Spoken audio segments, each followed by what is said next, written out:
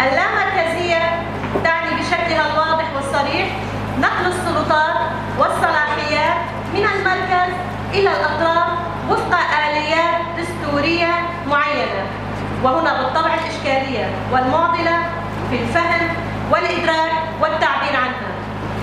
هنا في هذا المكان يمكننا سماع كل الآراء حول عنوان محورنا الثاني: دور المرأة السورية في التحول الديمقراطي نحو اللامركزية.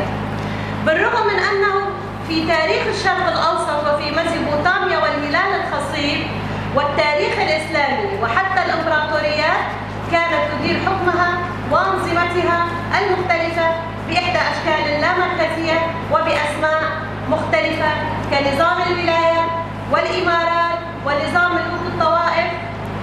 مع مرور الوقت والزمن تشكل لدينا الوعي الجمعي أنه المركزية تعني الدكتاتورية وممارسة القمع، لذلك وجب الانتفاضة